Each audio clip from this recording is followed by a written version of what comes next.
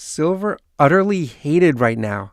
A lot going on with silver this week, and we got some bearish news. Look at this right here. Hedge funds most bearish on commodities since at least 2011. It's 13 years since 2011. It says hedge funds are the most bearish on commodity prices in the last 13 years as fears of a deeper economic slowdown cast doubts on demand for everything from crude oil to metals and grains. And this is a basket of 20 raw materials. Look at this. Money managers piled a combined net short position of almost 153,000 futures and options across 20 raw material markets in the week ending last Tuesday, according to U.S. Commodity Futures Trade Commission data. And this is from Bloomberg. The move underscores a major shift in sentiment since pandemic-era disruptions in supplies and talks of commodity supercycle rushed speculators into a record bullish bet in 2021. That's when we first started getting seriously bullish on commodities. But now with China, here it is, a slowdown in China, the biggest demand growth engine for the past 2 decades, not anymore, and a rebound in production have since eroded investor appetite for raw materials, and that includes silver. I'm going to show you in a minute this other data that's really coming straight at silver. Oh, and remember, I'm giving away this American Silver Eagle. I'm going to send this to your house. Just click the link below. Check out Whatnot. It's such a cool app. It's for buyers and sellers of silver and gold and other things, anything collectible. I'm giving everyone $15 free. Go on Whatnot. Just click that link below. You get $15 to spend. You could buy silver that costs less than $15 and just pay the shipping and handling. It's awesome. So click that. And next week, I believe we're doing this. Next week, I'm going to choose one random person who used this link, went to Whatnot, and I'm going to put all the names in a name spinner, choose one person, and send this American Silver Eagle to your house. Check it out.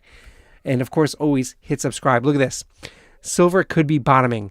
This is from FX Street, and it says, silver has been slowing down for the last 3 months, but drop on a 4-hour time frame is in the 3 waves of ABC, which indicates corrections. Now, you don't need to know all of this economic speak. What you really need to see is this bullish hint right here. Look, this shows us starting in May 16th. This is where we got our big spike for silver.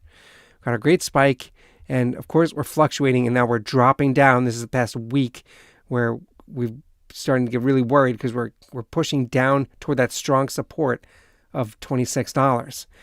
For 2 years, we had a strong support of $22. So we don't want to be heading down that way. But look at this.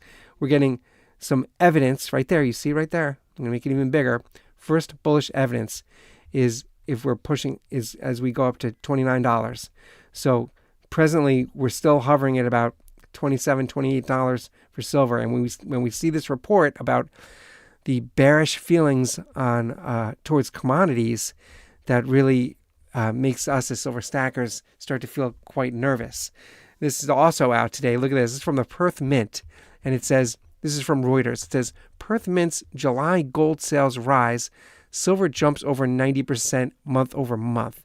Now, look at this for gold. Oh, my gosh. It says, sale of gold coins and minted bars in July increased 13% from the previous month. Sounds good. 13%. However, if you look year on year, right here, they were down. Look at that right there.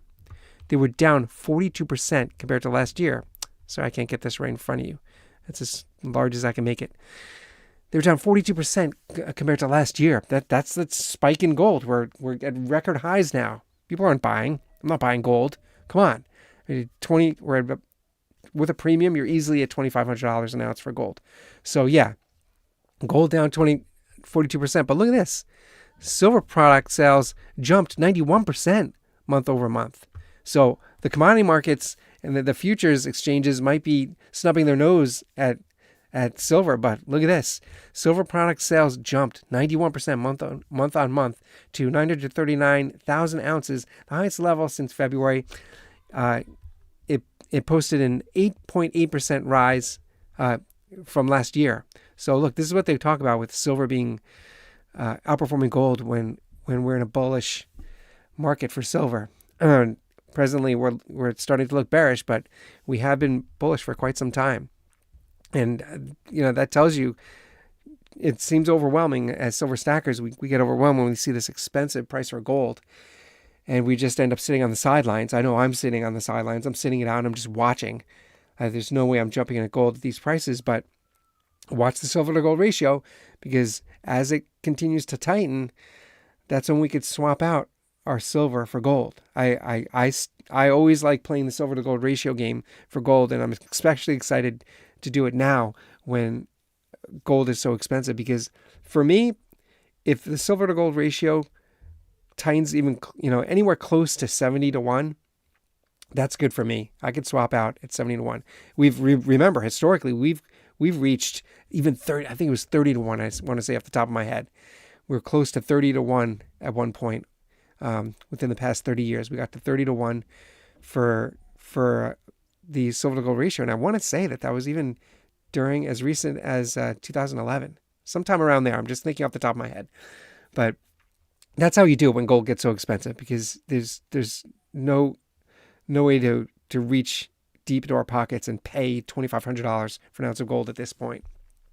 So hit that subscribe button and hit the like button. Get this information out there. It always helps to get this information out there. And I'll see you guys on the next one.